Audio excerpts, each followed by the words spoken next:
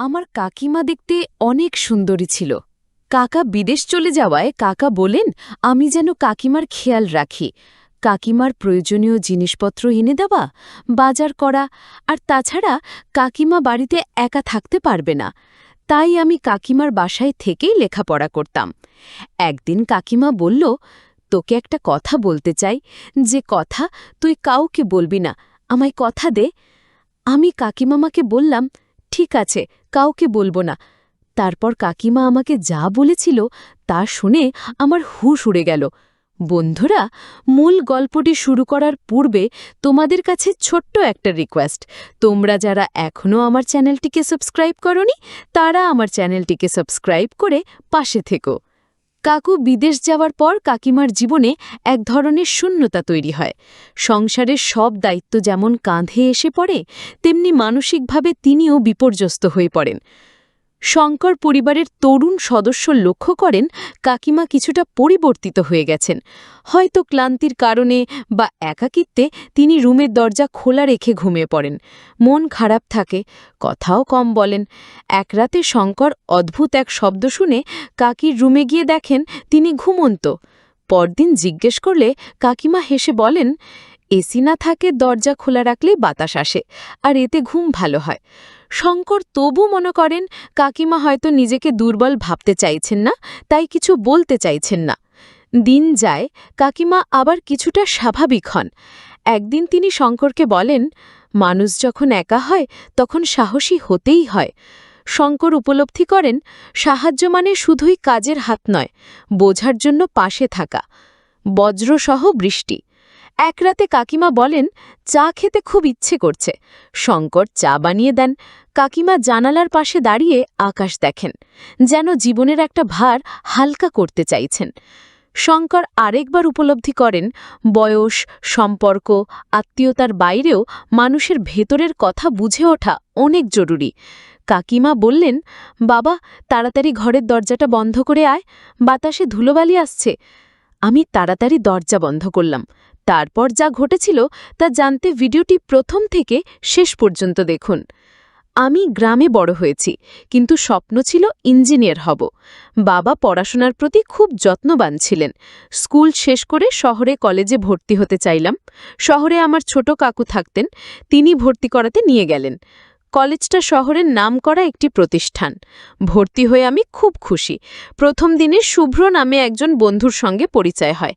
আমি ভেবেছিলাম ছাত্রাবাসায় থাকব, কিন্তু কাকু বললেন, আমার বাসায় থাক, কাকিমা তোকে মার মতো দেখবে। কাকিমা দরজা খুলে অবাক হয়ে বললেন, তুই শঙ্কর, এত বড় হয়ে গেছিস? তিনি হাসি মুখে বললেন, ভেতরে আয়, আজ তোকে নিজের হাতে রান্না করে খাওয়াবো। নতুন শহরে নতুন মানুষদের সঙ্গে শুরু হলো আমার জীবন। সকালে কলেজ, সন্ধে পড়া, রাতে কাকিমার রান্না। এই রুটিনে অভ্যস্ত হয়ে উঠছিলাম। কাকিমা খুব যত্ন নিতেন, খাওয়া, ক্লাস, বিশ্রাম সবকিছুতে খেয়াল রাখতেন। তবে একটা বিষয় খেয়াল করতাম, কাকু বাসায় থাকলে কাকিমা কিছুটা গম্ভীর থাকতেন, আর কাকু বাইরে গেলে তিনি অনেকটা প্রাণবন্ত হয়ে উঠতেন। আমি ভাবতাম হয়তো সংসারের চাপ কমে গেলে মানুষ হালকা বোধ করে। একদিন কলেজ থেকে ফিরতে দেরি হলো। কাকিমা টেবিলের পাশে বসেছিলেন, মুখটা ক্লান্ত দেখাচ্ছিল। আমি বললাম, কাকিমামা, আপনি আজ মনমরা কেন? তিনি একটু চুপ করে থেকে বললেন, শঙ্কর, তুই তো বড় হয়েছিস, কিছু কথা আছে যা কাউকে বলিনি, তুই শুনতে চাস? আমি অবাক হয়ে বললাম, কি কথা কাকিমা? তিনি বললেন, তোর কাকুর জন্য অনেক কিছু ত্যাগ করেছি, কিন্তু সে কি আমার জন্য কিচ্ছু করেছে? আমি চুপ করে রইলাম। তার কথায় এক ধরনের না বলা কষ্ট ছিল। কিছুদিন পর কাকিমা বললেন, তোর কাকা বিদেশে চলে যাওয়ার পর মনে হচ্ছে ঘরে যেন শান্তি ফিরে এসেছে। আগে সবসময় ভাবতাম কিভাবে সংসার সামলাব, এখন বুঝি নিজের অস্তিত্বও গুরুত্বপূর্ণ। আমি বুঝতে পারলাম কাকিমা শুধু একজন গৃহিণী নন, তিনি একজন মানুষ যার অনুভূতি, আত্মসম্মান এবং নিজের জন্য ভাবার অধিকার আছে, যা আমার কাছে পরিষ্কার ছিল না। আমি বুঝতে পারছিলাম না কেন কাকিমা কাকু চলে যাবার পর এতটা স্বস্তি পাচ্ছেন, আবার কেন এতটা দুঃখ কষ্টও ছিল তার মধ্যে। কিছুদিন ধরে আমি লক্ষ্য করছিলাম তিনি রুমের দরজা খুলে রেখে ঘুমাতেন। আমি ভেবেছিলাম হয়তো ভুল করে কাকিমা দরজা খোলা রেখেই শুয়ে পড়েছেন, কিন্তু পরদিনও একই ঘটনা ঘটল। আমি কিছুই বুঝতে পারছিলাম না। এক রাতে ঘুম থেকে উঠে দেখি কাকিমা রুমের দরজা খোলা রেখেছেন, অথচ আগে কখনো এমন করতেন না। আমি ধীরে ধীরে রুমের কাছে গিয়ে কিছুক্ষণ চুপ করে দাঁড়িয়ে থাকলাম। তারপর কাকিমাকে না ডেকে নিজের রুমে ফিরে এলাম। আমি জানতাম না কাকিমার জীবনে কি দুঃখ কষ্ট ছিল। পরদিন সকালে জিজ্ঞাসা করলাম, কাকিমা, রাতে তোমার ঘর থেকে একটা আওয়াজ পেয়েছিলাম। তিনি একটু চুপ করে থেকে বললেন, হয়তো টিভি বন্ধ করতে ভুলে গিয়েছিলাম, চিন্তা করিস না। কিন্তু আমি জানতাম তার ঘরে কোনো টিভি নেই। কথার মধ্যে যেন একটা রহস্য ছিল যা তিনি প্রকাশ করতে চাইছিলেন না। একদিন সন্ধ্যায় পড়াশোনা শেষে বললাম, কাকিমা, আজ অনেক ক্লাস ছিল, মাথা ব্যথা করছে। তিনি কিছু না বলে চুপচাপ আমার জন্য গরম চা বানিয়ে দিলেন। আমি লক্ষ্য করলাম সেই দিনের পর থেকে তিনি খুব কম কথা বলতেন। মাঝে মাঝে মনে হতো তিনি কিছু একটা ভাবছেন, কিন্তু মুখে কিছু বলেন না। একদিন জিজ্ঞেস করলাম, কাকিমা, আপনি কি খাচ্ছেন, এত চুপচাপ কেন? তিনি একটু অদ্ভুতভাবে হাসলেন। আমি বুঝতে পারলাম তার মধ্যে একটা চাপা দুঃখ ছিল, যা তিনি কাউকে বলতে চাইছিলেন না। কাকু বিদেশে চলে যাওয়ার পর কাকিমা যেন বদলে গিয়েছিলেন।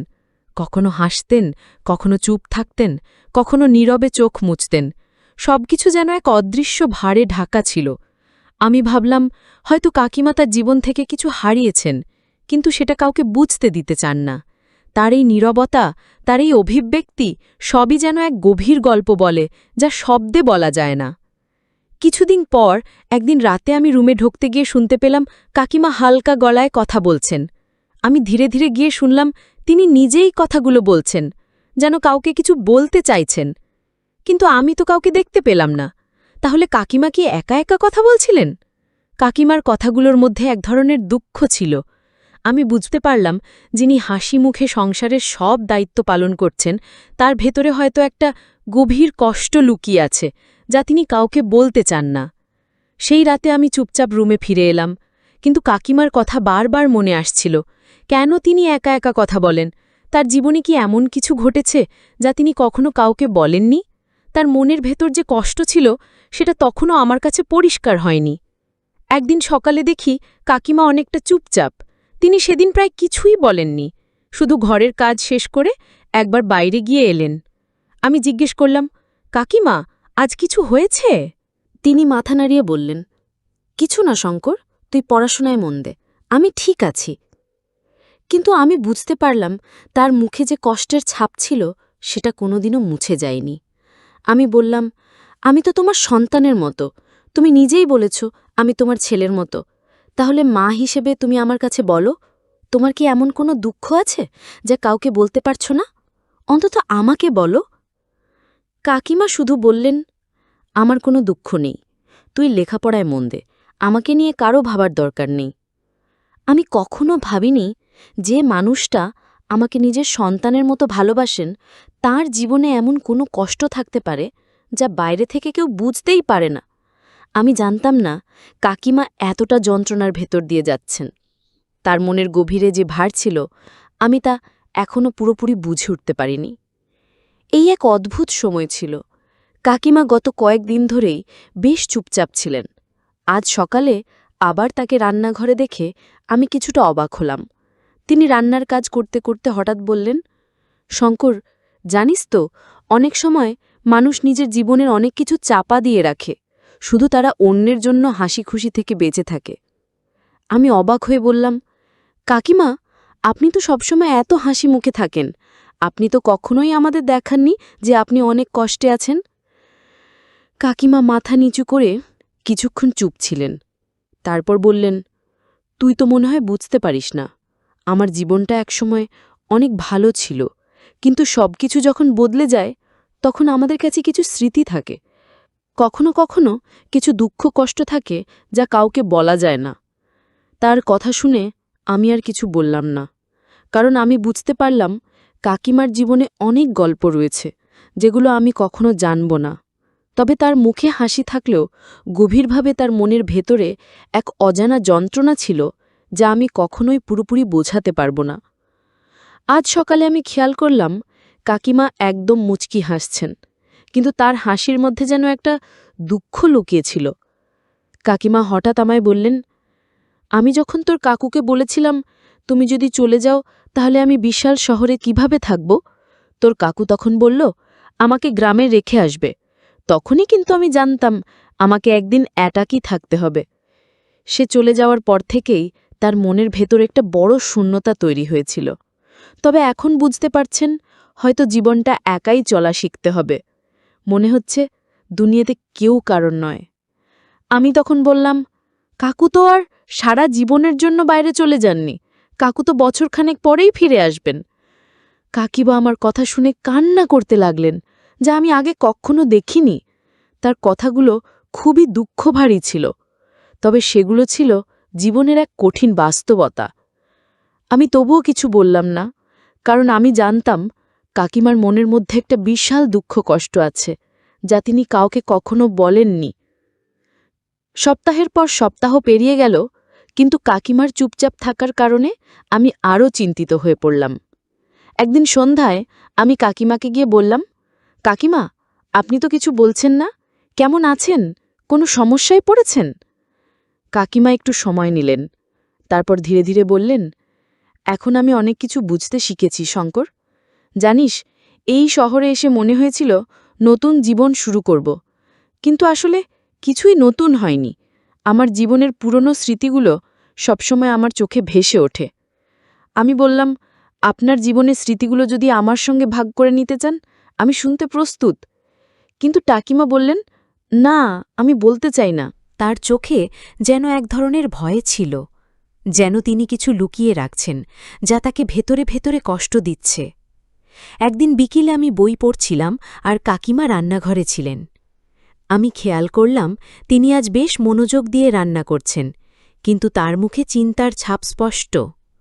আমি রান্নাঘরে গিয়ে বললাম, কাকিমা, আপনি আজ একটু ভিন্ন দেখাচ্ছেন, কিছু চিন্তা করছেন? তিনি মুচকি হাসলেন, কিন্তু সেই হাসির আড়ালে ছিল এক অস্পষ্ট দুঃখ। তিনি বললেন, শঙ্কর, তুই পড়াশোনায় মন দে, জীবনের নানা দিক একসাথে নিয়ে চিন্তা করাটা খুব কঠিন। তোর বাবা কষ্ট করে টাকা